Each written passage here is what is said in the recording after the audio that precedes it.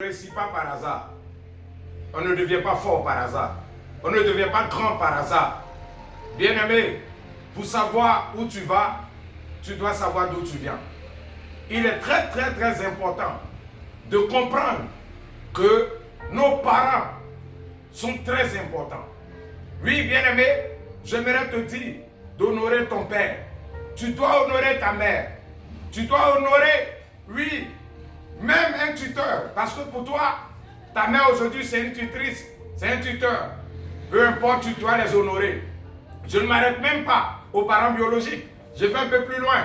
Tu dois honorer ton père spirituel. Tu dois honorer ta mère spirituelle. C'est très important. Bien-aimé, parce que vous n'avez pas idée du pouvoir des pères, du pouvoir que Dieu a donné aux pères, que Dieu a donné aux mères. Bien-aimé, n'avancez pas dans le tas. Oui, vous devez attendre la bénédiction des parents. Attendre que les parents, vous bénissent. Sachez que pour être grand, tu as besoin que ton père te soulève. Sachez que pour être grand, tu as besoin que ta mère te soulève. Tous ceux qui n'ont pas honoré les parents ne sont pas allés loin dans la vie.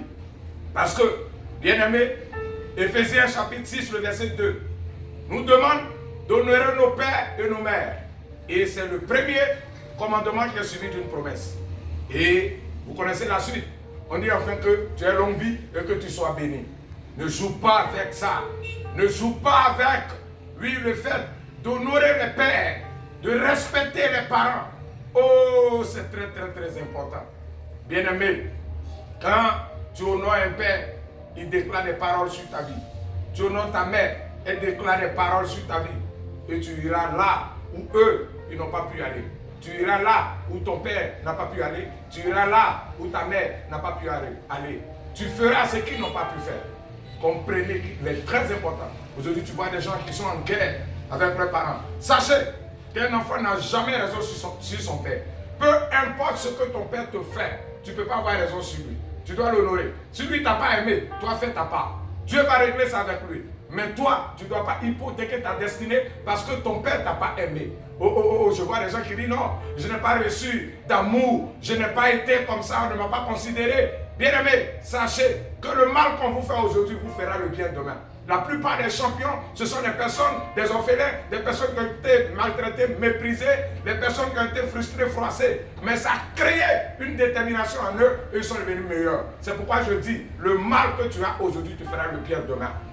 Arrêtez de justifier, oui, vos manques d'amour, vos manques de respect pour vos aînés. Tu n'as pas le droit de lever la voix. Tu n'as pas le droit de mépriser ton père. Comme les enfants d'Israël, ils l'ont fait dans le désert. Pendant que le Seigneur appelle Moïse pour lui donner la loi.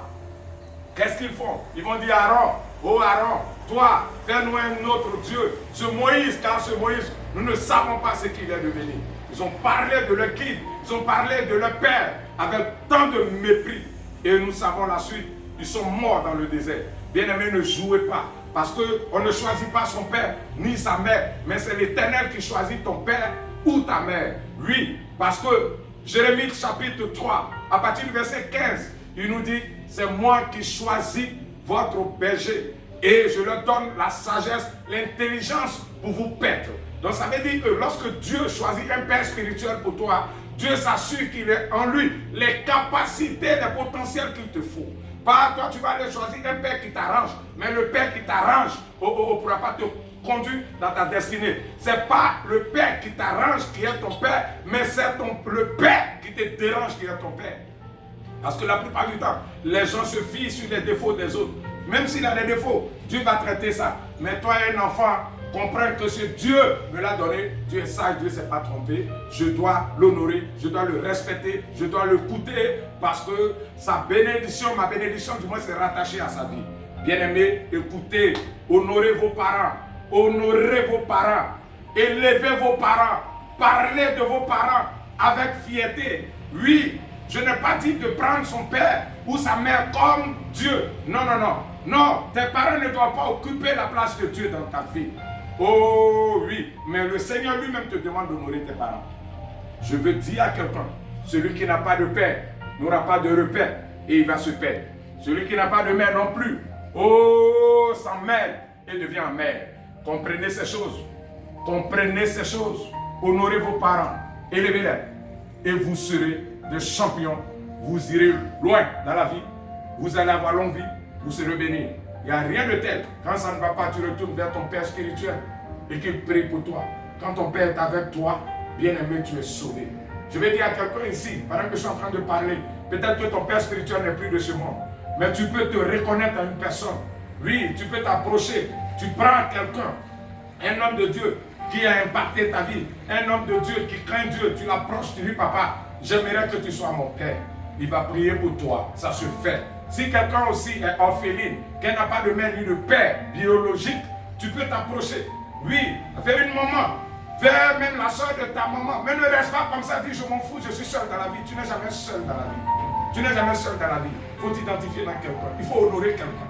Parce que c'est ce que Dieu a dit. C'est là où Dieu a caché le secret de la grandeur, de l'élévation, de la distinction et de la longévité.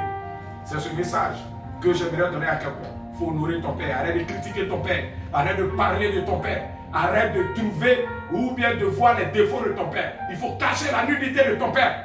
Il faut cacher la nudité de ton père. Il faut cacher les faiblesses de ton père. Il faut cacher les défauts de ton père. Parce que laissez-moi vous dire, on a vu Élie le sacrificateur. Il était disqualifié. Il ne faisait plus la volonté de Dieu. Lui et ses enfants envoyaient des femmes dans le temple et ils touchaient à ce qu'ils ne devaient pas toucher. Mais quand Samuel est arrivé, Samuel n'a pas copié. Samuel est resté Samuel. Samuel les a honorés. Et vous connaissez la suite. Samuel est devenu le meilleur prophète. Alors que son père spirituel avait des défauts. Mais il ne s'est pas fié aux défauts de ses pères. De son père, il n'a pas regardé ses défauts. Il est resté tel qu'il est. Vous, quand vous voyez des défauts sur votre père, et que vous critiquez, oh, vous êtes en train de copier le mal. On ne reproduit pas ce qu'on n'aime pas. On fait le contraire de ce qu'on n'aime pas. Si tu n'aimes pas certains défauts de ton père, il faut prier Dieu. Sans cela, tu es en train d'apporter le changement. Mais quand tu l'exposes et quand tu le critiques et quand tu crois que tu es mieux que lui, tu es en train d'hypothéquer ta destinée. Bien-aimés, que Dieu vous bénisse, que Dieu vous fortifie. C'était encore l'esclave du Seigneur pour vous exhorter. Que Dieu vous bénisse. Shalom.